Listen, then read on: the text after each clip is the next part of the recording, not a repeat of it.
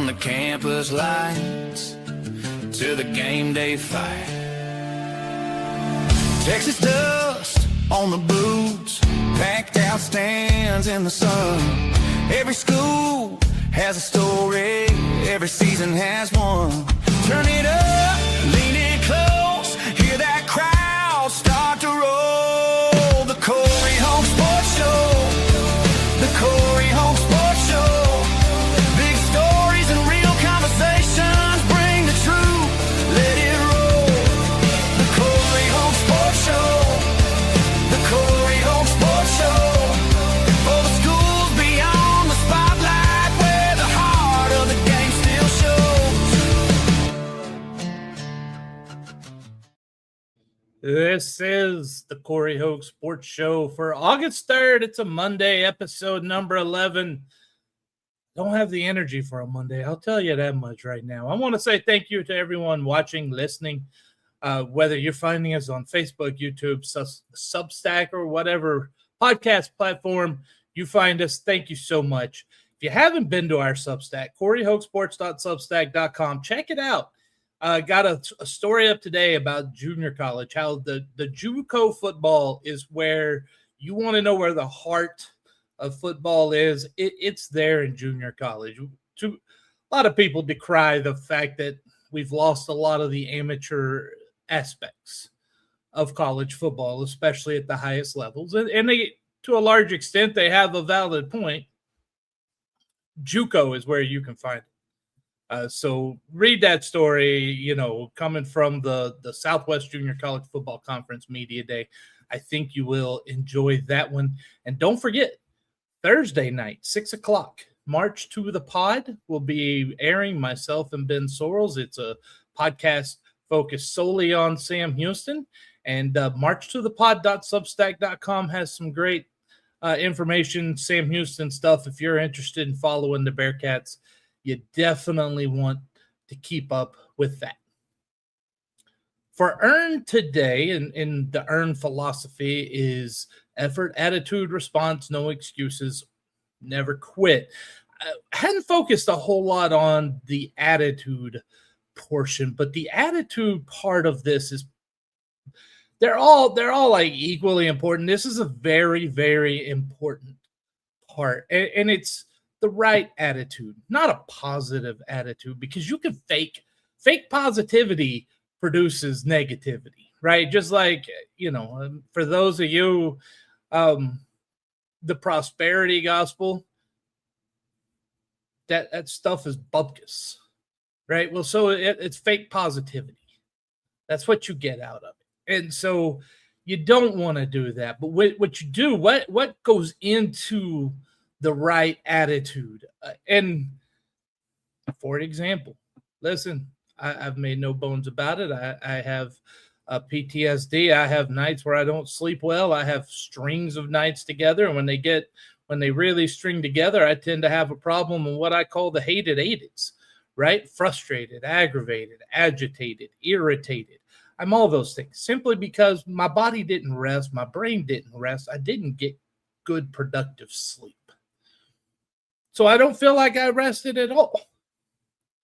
But there's three things you can do when you get hit with the hated eighties. And with my military background, you'll be surprised that this comes out to RPG, right? Not a rocket propelled grenade in this case. Resilience, perspective, and gratitude. Resilience. It's a fancy word. Supposedly, maybe. It's a word a lot of coaches use. You'll hear resilience along with the adversity and all that.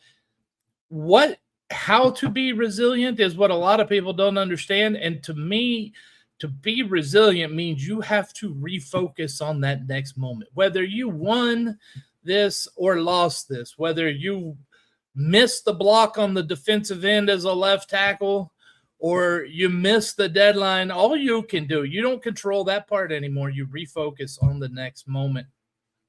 Perspective. What is the reality of the situation? Not what your emotions are telling you. Perspective is something that you got to take a step back, takes a little more time.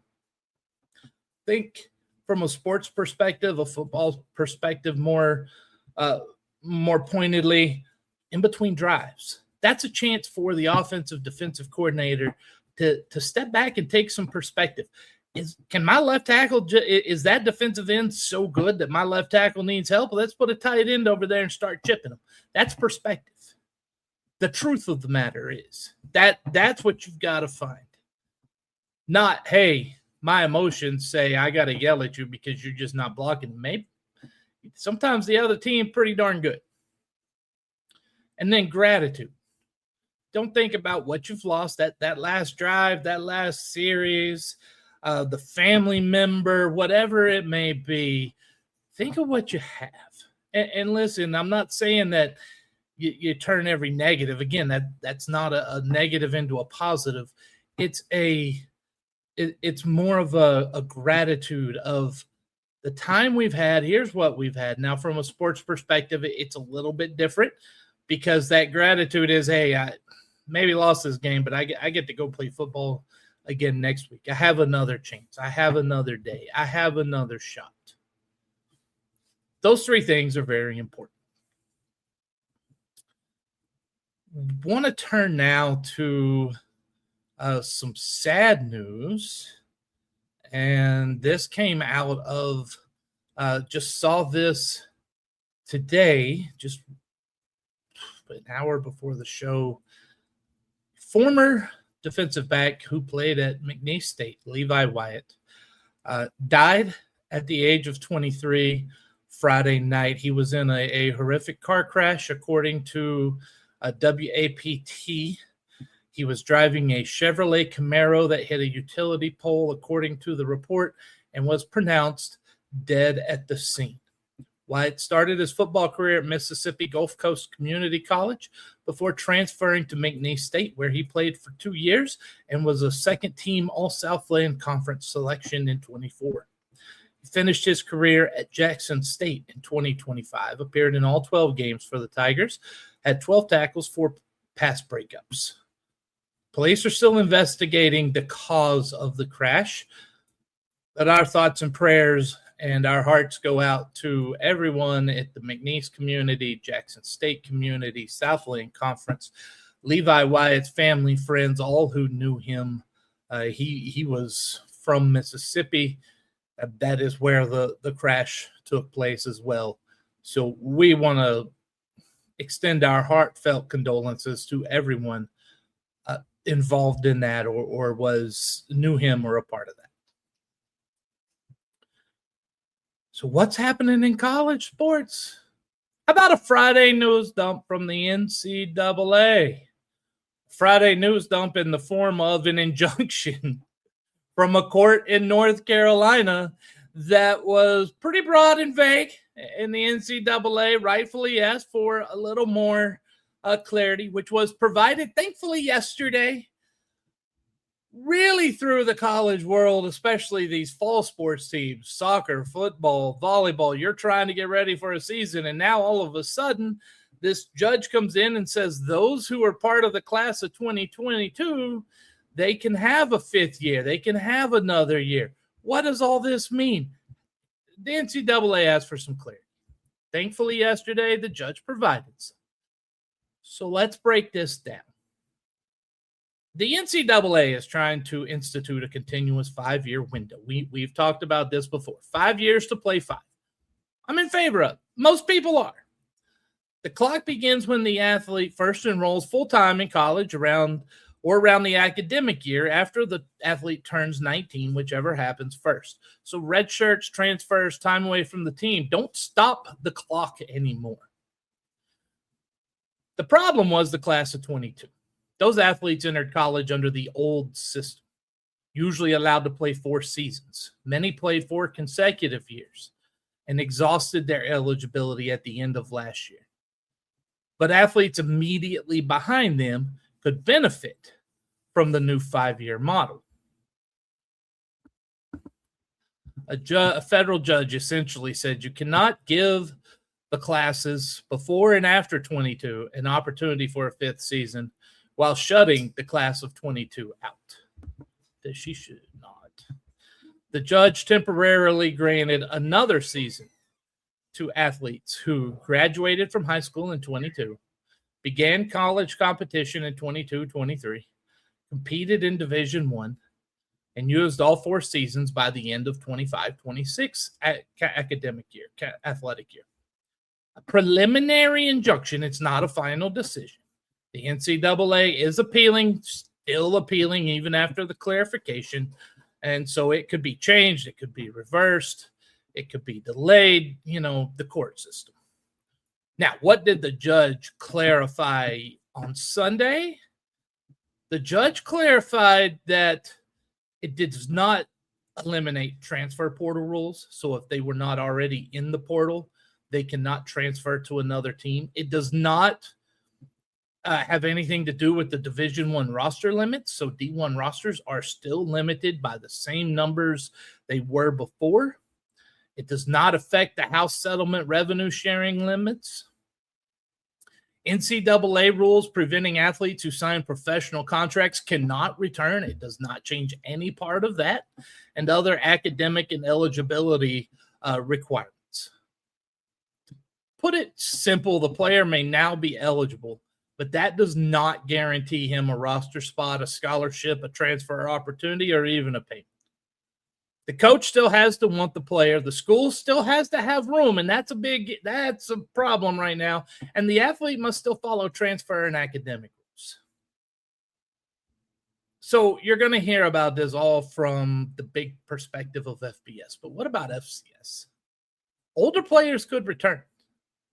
This ruling directly applies to FCS athletes as well. A player believed to have been finished after the 25 season may suddenly have another year here in 26. That could include 4-year starters that were all conference players, quarterbacks with extensive experience, offensive linemen, defensive linemen who are physically more mature than those who are 22 and 23, 18, 19, 20, 21, right? Players who were not selected in the NFL draft but have not signed professional contracts yet. Could immediately alter some depth charts and preseason predictions. No one cares about the predictions. That doesn't matter. What matters is about the athletes here. The big thing right now is that teams cannot just simply add anyone and everyone. The restrictions of the house settlement still remains in place. They can't exceed roster limits.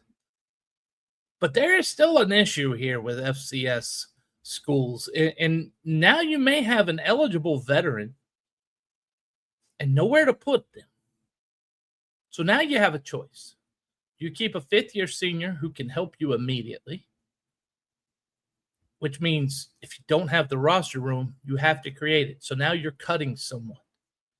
And here you are, August the 3rd, cutting someone this close as teams are already beginning camp.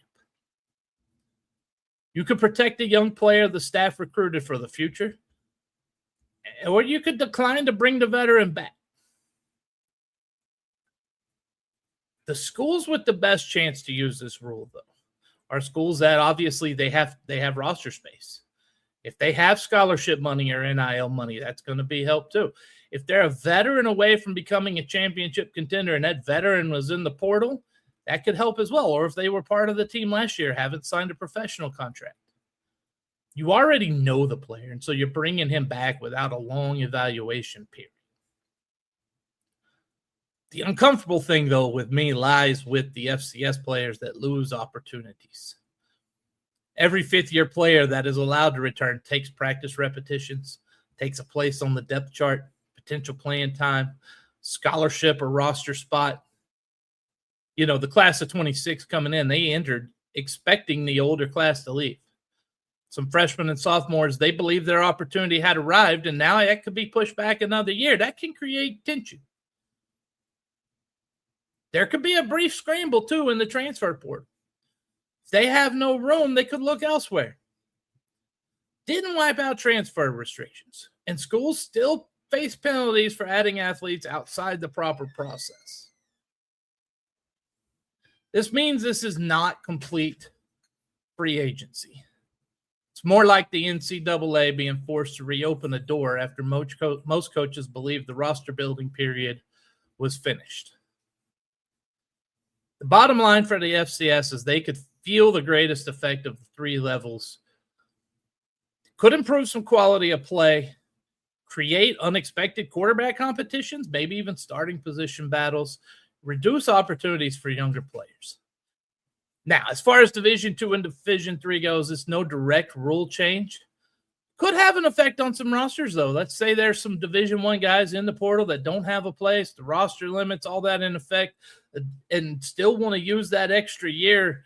And if Division II is going to allow them, because they operate separately, same with D3, they could still have a place. Grad transfers as well.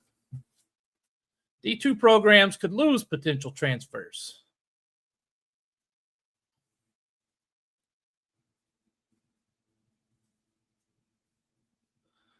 Now, D2 could become the next legal battleground. Why? Because there's going to be lawsuits. Doesn't mean the D2 athlete's going to win, but that's what the NCAA has allowed here. The problem is that this could have all been avoided. All of this by the NCAA could have been avoided. The problem is they don't have leadership in the NCAA. They don't have people with the fortitude to make decisions and stand by it. That's the main issue with the NCAA. They don't institute a rule and think of the intended and unintended consequences before they do things. 5-5 sounds great. Let's just do it. You have to have think back to the COVID year. Remember, it was like all of a sudden, boom, everybody gets another year. And the mess that created, still to this day, we're still dealing with the messes of this because they didn't institute it in a way where they thought about what could happen with unintended consequences. Every action has an equal and opposite reaction. And the NCAA forgets this. They could have said, we're going to institute this rule next year, July 1, 2027. Would have been fine. At the end of the 2026-2027 year, right before the 27-28 year. You're going to get less lawsuits that way. You could have said, we're going to start it now, but we're going to grandfather the class of 22. If you still have 1 year, if you didn't redshirt or whatever, you get 1 more year. And granted, look, there probably would have still been lawsuits, right? Think Diego Pavia, JUCO people, they probably would have. He probably, there's still a lawsuit there. Hey, I played a year of JUCO. I should get an extra year of NCAA. That's not how this works.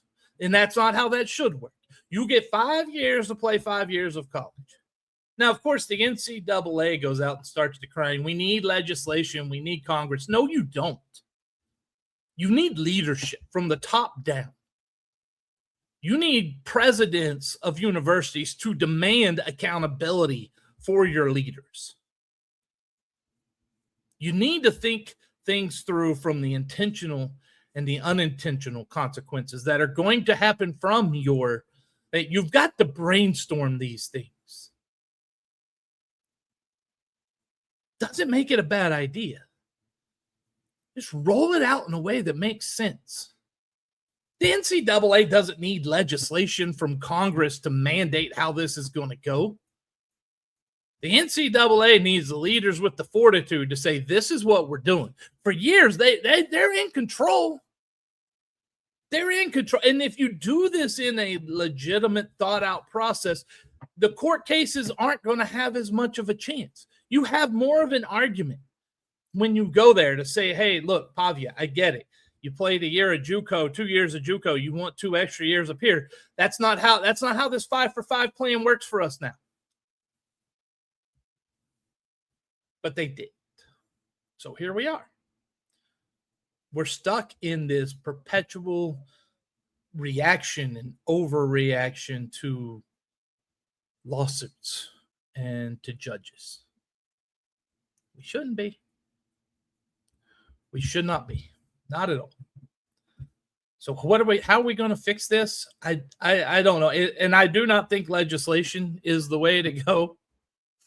Not that our legislatures have any sort of fortitude or ability to see the intended and unintended consequences of what they're doing.